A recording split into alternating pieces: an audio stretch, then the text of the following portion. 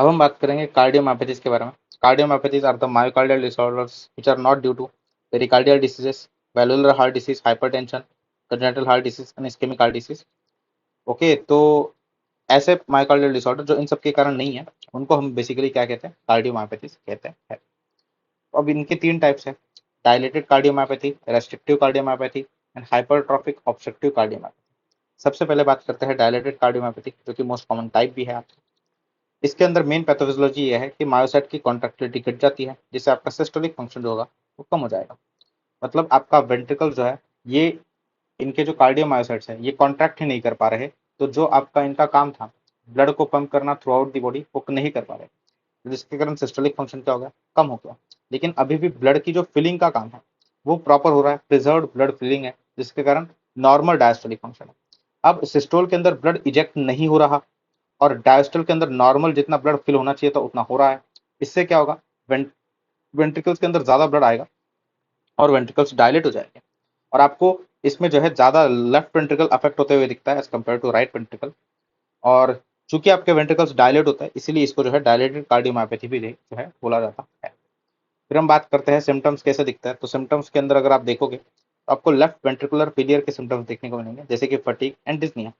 Fatigue क्यों, क्योंकि left ventricle पूरी बॉडी के अंदर ब्लड पंप नहीं कर रहा, तो पूरे बॉडी के सेल्स को बेसिकली ब्लड नहीं मिल रहा, तो उसके कारण फटीग होगा, लेस फॉरवर्ड फ्लो के कारण। और डिज्निया क्यों होगा, क्योंकि अगर फॉरवर्ड फ्लो कम है तो ब्लड बेसिकली वेंट्रिकल्स के अंदर पुल होगा, वेंट्रिकल्स के बाद एट्रिया के अंदर पुल होगा, फिर पल्मोनरी वेन्स के अंदर पुल होगा, फिर आपके लंग्स के अंदर पुल होगा, leading to dyspnoea. Backward congestion हो जाएगा बेसिकली लंग्स के अंदर।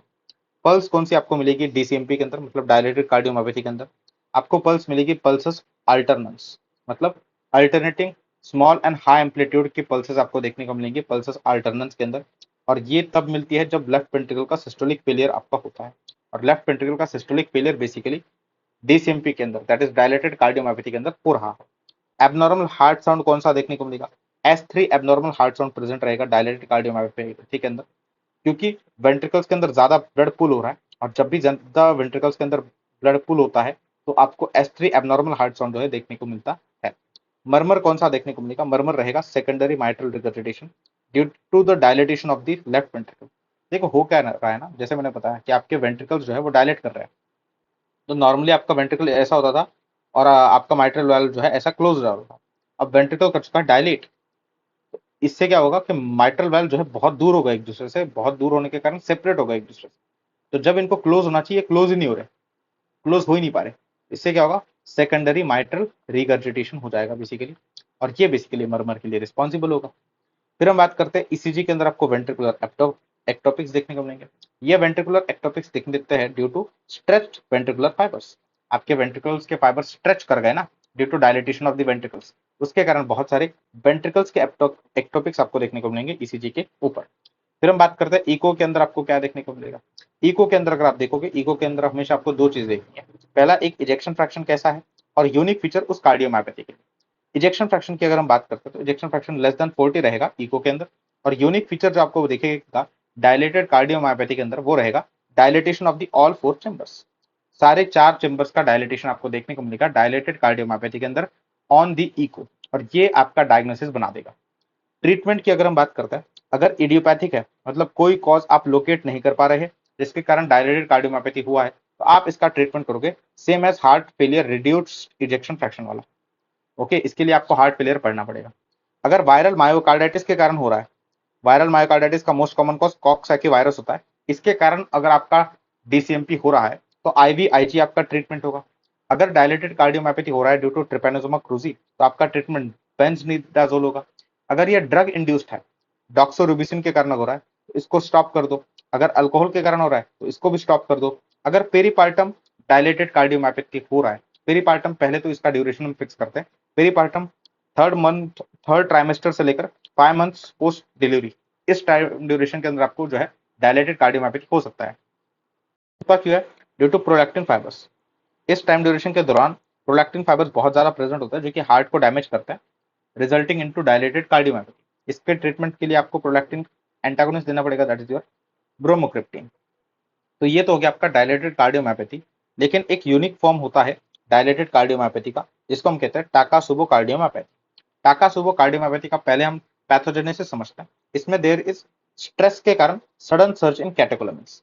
किसी भी टाइप का स्ट्रेस हो सकता है, ब्रेकअप हो गया, उसके कारण बहुत अचानक से जो आपका पर्सन है वो बहुत ज्यादा स्ट्रेस लेगा, ड्यू टू विच बहुत सडन सर्ज हो जाएगा कैटेकोलमिन्स का। ये कैटेकोलमिन्स क्या करेंगे, आपका जो लेफ्ट वेंट्रिकल का एपेक्स होगा ना उसके अंदर वेजो कंस्ट्रिक्शन कर देंगे। जब भी लेफ्ट वेंट्रिकल का एपेक्स के अंदर ऐसे सडनली वेजो कंस्ट्रिक्शन हो जाता है तो वो एरिया नॉन कॉन्ट्रैक्टाइल बन जाता है।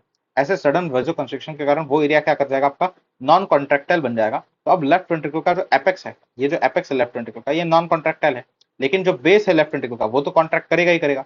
तो सिस्टोल में क्या होगा ना, ये जो बेस है लेफ्ट वेंट्रिकल का ये तो कॉन्ट्रैक्ट करेगा, लेकिन आपका जो आपका एपेक्स है, ये वाला एपेक्स, ये तो कॉन्ट्रैक्ट नहीं कर सकता, तो ये बल्ज कर जाएगा सिस्टोल के अंदर।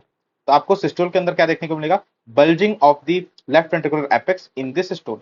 और इस बल्जिंग को हम कहते हैं ballooning of the left ventricular apex in this systole. इसीलिए इसको हम जो है अपाइकल बलूनिंग भी कहते हैं। और ये हॉलमार्क होता है आपके टाकासुबो कार्डियोमायोपैथी का, अपाइकल बलूनिंग। और चूंकि ये स्ट्रेस के कारण हो रहा था इसलिए इसको हम स्ट्रेस कार्डियोमायोपैथी भी कहते हैं, ब्रोकन हार्ट सिंड्रोम के नाम से भी जानते हैं। मतलब किसी का दिल टूटा होगा तब जाके स्ट्रेस आया होगा, इसलिए। फिर हम बात करते हैं कि मेनली क्लिनिकल फीचर्स, इसमें मोर देन 50 ईयर्स की फीमेल आएगी और बोलेगी कि मुझे स्ट्रेस के बाद चेस्ट पेन हुआ था। तो पहला इन्वेस्टिगेशन आप कराओगे ईसीजी, ईसीजी के ऊपर आपको जो है एसटी एलिवेशन देखने को मिलेगा। और आप ट्रोपोनिन के लेवल्स चेक करोगे तो ट्रोपोनिन के लेवल्स भी हाई आएंगे। ये क्लासिकल आपको देखने को मिलता है एमआई के अंदर भी। तो ये बेसिकली टाकासुबो कार्डियोमायोपैथी जो है मिमिक करता है एमआई को, मायोकार्डियल इंफार्क्शन। लेकिन डिफरेंशिएट कैसे करोगे एमआई से, कोरोनरी एंजियोग्राफी कर लो, कोई थ्रोम्बस आपको नहीं देखने को मिलेगा कोरोनरी वेसल के अंदर। या फिर आप लेफ्ट वेंट्रिकल का एंजियोग्राम कर लो, आपको डायलिटेशन देखने को मिलेगा सिस्टोल के अंदर लेफ्ट वेंट्रिकल का, और ऐसे बलूनिंग देखने को मिलेगी, अपाइकल बलूनिंग जिसे कहते हैं, जो कि हॉलमार्क भी होता है इसका। अब इसको ट्रीट कैसे करते हैं, इसको ट्रीट करते हैं हम alpha blocker followed by beta block. यही ऐसा ही ट्रीटमेंट होता है आपके फियोक्रोमोसाइटोमा का, क्योंकि इसके अंदर भी आपके कैटेकोलोमिन्स बढ़ जाते हैं। तो पहले अल्फा ब्लॉकर देंगे फॉलोड बाय बीटा ब्लॉकर्स। ऐसा क्यों नहीं करते हम कि पहले बीटा ब्लॉकर देंगे फिर अल्फा ब्लॉकर देंगे, ऐसा इसलिए नहीं करते क्योंकि अगर बीटा ब्लॉकर्स को पहले दे दिया तो there will be unopposed alpha action, और इस अनअपोज्ड अल्फा एक्शन के कारण ये जो वेजो कंस्ट्रिक्शन हो रहा था ये और ज्यादा बढ़ जाएगा, ज्यादा बढ़ जाएगा। देयरफॉर हम पहले अल्फा ब्लॉकर देते हैं और उसके बाद बीटा ब्लॉकर देते हैं। तो इस बीटा ब्लॉकर के कारण there is no unopposed alpha action. ठीक है, ठीक है। तो अब हम बात करते हैं आपके दूसरे टाइप ऑफ कार्डियोमायोपैथी के बारे में, that is your restrictive cardiomyopathy. और ये आपका लीस्ट कॉमन टाइप है कार्डियोमायोपैथी का। इसमें जो कैविटी साइज होती है वेंट्रिकल्स की ये नॉर्मल होती है। डायलेटेड किसमें होती है, जिसका नाम में डायलेटेड है, दैट इज डायलेटेड कार्डियोमायोपैथी के अंदर वेंट्रिकल्स की जो कैविटी होती थी वो डायलेट हो जाती। क्या है मेन पैथोफिजियोलॉजी आरसीएमपी की, मतलब रेस्ट्रिक्टिव कार्डियोमायोपैथी की। इसमें आपके जो वेंट्रिकल्स होता है वो स्टिफ बन जाता है, वो रिलैक्स नहीं करते। क्यों नहीं करते, इसके अलग अलग कॉजेस हो सकते हैं। जैसे मोस्ट कॉमन कॉज जो होता है आपके आरसीएमपी का होता है अमाइलोइडोसिस। ओके, इसमें बेसिकली आपके वेंट्रिकल्स होते हैं उसमें इन्फिल्ट्रेट कर जाएगा अमाइलॉइड प्रोटीन। या फिर ऐसा हो सकता है कि वेंट्रिकल्स का बेसिकली फाइब्रोसिस हो जा रहा है या फिर कुछ चीजें इन्फिल्ट्रेट कर जा रही है, उसके कारण आपका जो वेंट्रिकल है ये स्टिफ बन जाता है, जिसके कारण वो रिलैक्स नहीं करता, जिसके कारण आपका डायस्टोलिक फंक्शन, जो ब्लड फिलिंग होगी वेंट्रिकल्स के अंदर, वो कम हो जाएगा। अब डायस्टोलिक फंक्शन तो कम हो रहा है, लेकिन क्या सिस्टोलिक फंक्शन नॉर्मल है, तो जी हाँ, आपका सिस्टोलिक फंक्शन नॉर्मल होता है। एक तो आपके कॉन्ट्रैक्शंस प्रिजर्व रहेंगे या फिर आपके कॉन्ट्रैक्शंस बढ़ जाएंगे। बढ़ कैसे सकते हैं बताते हैं। जब भी आपका डायस्टोलिक फंक्शन कम होगा, मतलब कम ब्लड भरेगा वेंट्रिकल्स के अंदर, जब कम ब्लड वेंट्रिकल्स के अंदर भरेगा तो बेसिकली कार्डियक आउटपुट भी आपका क्या हो जाएगा, कम हो जाएगा। Decreased cardiac output will stimulate the sympathetic activity in your body. और ये सिंपैथेटिक एक्टिविटी बेसिकली आपके हार्ट को बोलेगी कि ज्यादा जोर से कॉन्ट्रैक्ट कर, क्योंकि कार्डियक आउटपुट को तुम्हें बढ़ाना है, जिसके कारण आपका कॉन्ट्रैक्शन का जो रेट है वो बढ़ भी सकता है। लेकिन हम ये मान के चलते हैं कि सिस्टोलिक फंक्शन जो होता है वो नॉर्मल होता है और डायस्टोलिक फंक्शन जो होता है वो डिक्रीज कर जाता है। ये दोनों left ventricle and right ventricle को इक्वली इफेक्ट करता है, लेकिन पहले राइट वेंट्रिकल को अफेक्ट करता है। इसीलिए सिम्टम्स आपको राइट वेंट्रिकुलर फेलियर के देखने को मिलेंगे, दैट इज स्वेलिंग के साथ आपका पेशेंट आएगा।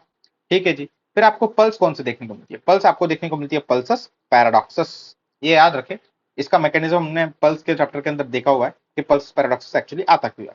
फिर एबनॉर्मल हार्ट साउंड कौन सा देखने को मिलता है, S4 नाम का एबनॉर्मल हार्ट साउंड देखने को मिलता है। जैसे S3 आता था तब जब वेंट्रिकल्स के अंदर ज्यादा ब्लड भर जाता था, वेंट्रिकल्स के अंदर कूलिंग हो जाती थी ब्लड की। S4 तब आता है जब आपके पास वेंट्रिकल जो है ना वो स्टिफ हो, जब वेंट्रिकल्स के अंदर कम ब्लड आ रहा है, डायस्टोलिक फंक्शन वेंट्रिकल्स का कम हो चुका है, तब जाके आपका S4 आता है।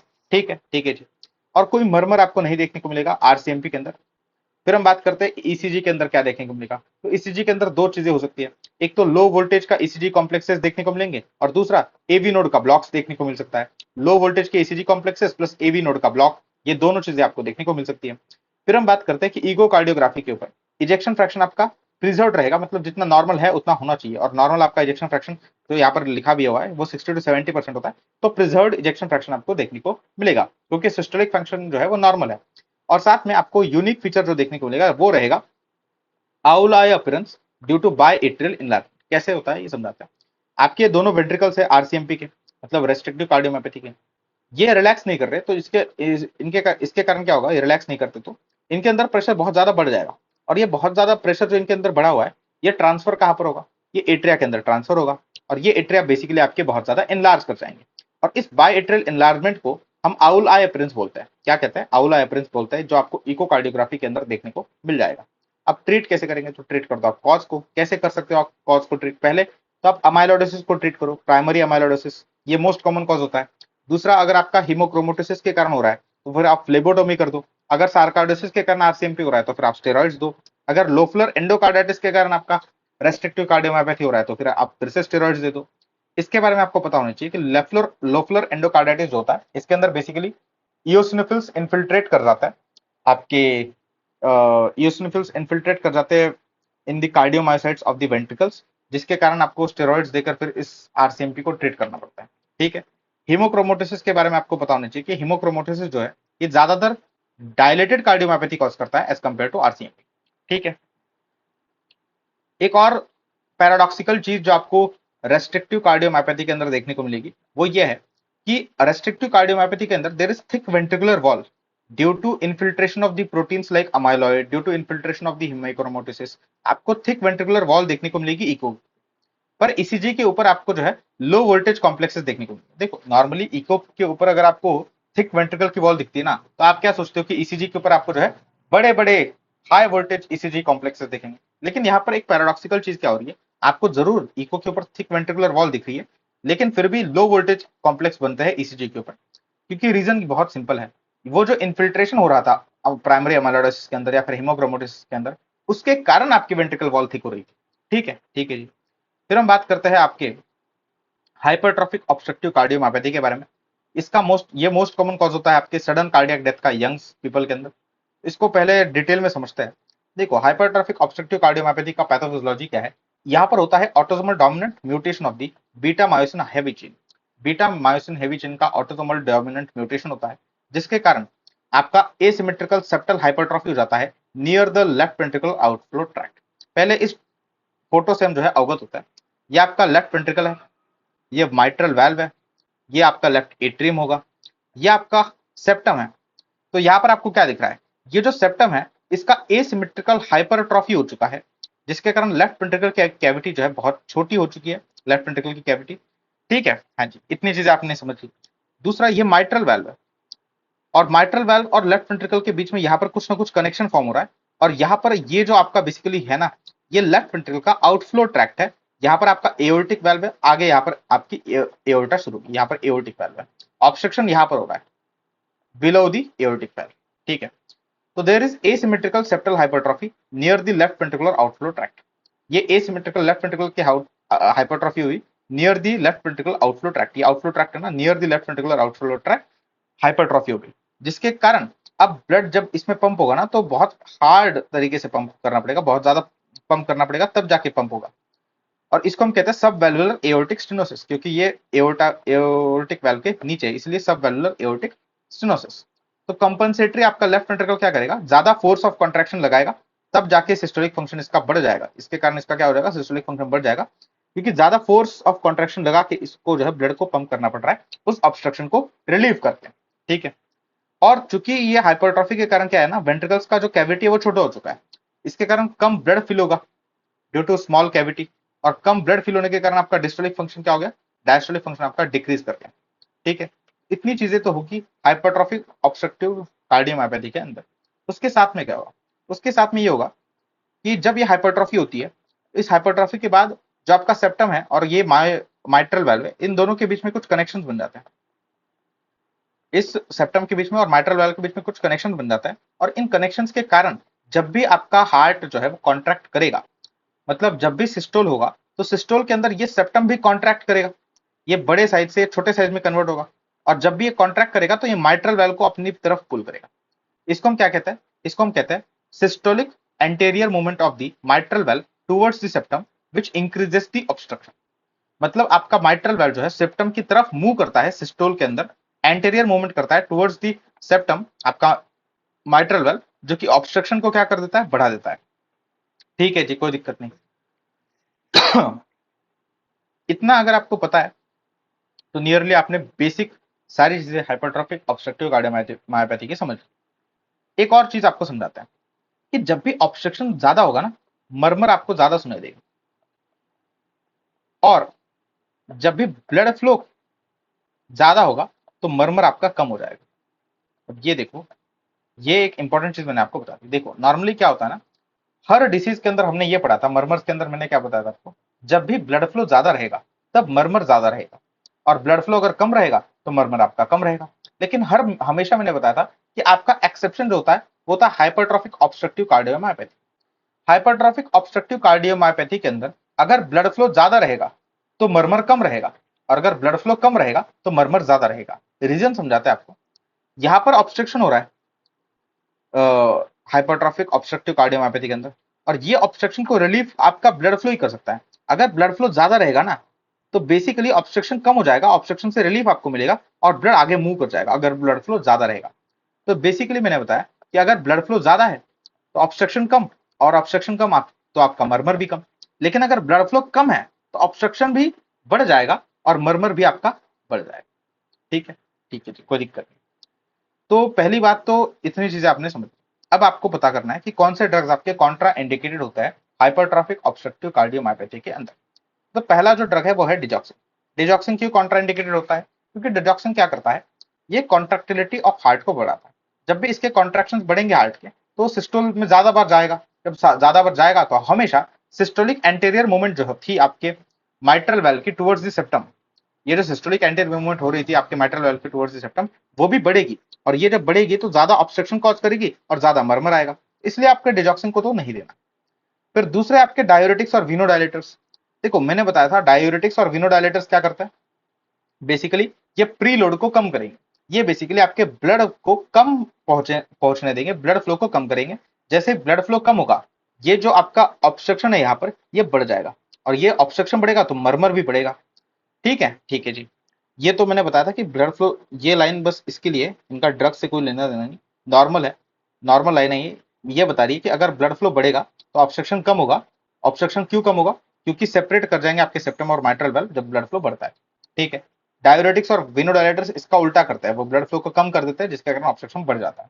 और लास्ट में आपके विजोडायलेटर्स भी कॉन्ट्राइंडिकेटेड होते हैं। रीजन बड़ा सिंपल होता है, क्योंकि जो विजोडायलेटर्स होते हैं ना, ये एओर्टा के प्रेशर को डिक्रीज कर देते हैं, जिसके कारण प्रेशर ग्रेडियंट बढ़ जाता है और मरमर आपका बढ़ जाता है। सिंपली अगर आपको समझाओ तो आपके पास ये लेफ्ट वेंट्रिकल है, यहाँ पर ऑब्स्ट्रक्शन है, और ये आपका एओर्टा है। तो ये प्रॉक्सिमल पार्ट है, ये डिस्टल पार्ट है। हाँ जी। प्रेशर ग्रेडियंट क्या होगा इसके बीच में, ऑब्स्ट्रक्शन के अक्रॉस अगर प्रेशर ग्रेडियंट आपको देखना है तो प्रेशर ग्रेडियंट क्या होगा, लेफ्ट वेंट्रिकल माइनस आपके एओर्टा का प्रेशर। तो अगर आपके एओर्टा का प्रेशर कम हो जाएगा ना तो प्रेशर ग्रेडियंट क्या कर जाएगा, बढ़ जाएगा। तो प्रेशर ग्रेडियंट आपका क्या कर जाएगा, बढ़ जाएगा, अगर एओर्टा के अंदर का प्रेशर आपका घट जाता है तो। और आपको ये नहीं चाहिए, क्योंकि जैसे ही pressure gradient across this obstruction आपका बढ़ जाता है ना, तो वैसे ही आपका ऑब्स्ट्रक्शन जो है, आपका ये ऑब्स्ट्रक्शन फिर से बढ़ जाएगा, मरमर भी बढ़ जाएगा। तो इसलिए वेजोडायलेटर्स भी आप नहीं देते, क्योंकि ये एओर्टा के प्रेशर को डिक्रीज कर देता है, thus increasing the pressure gradient and increasing the murmur, increasing the obstruction. ठीक है। अब इसको फिल कर लेते हैं।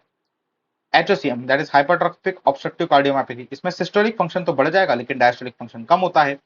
इसमें आपको सब वैल्यूलर एओर्टिक स्टेनोसिस देखने को मिलेगा। तो सिम्टम्स एओर्टिक स्टेनोसिस जैसे हो गए अंजाना, सिंकोप, डिस्निया।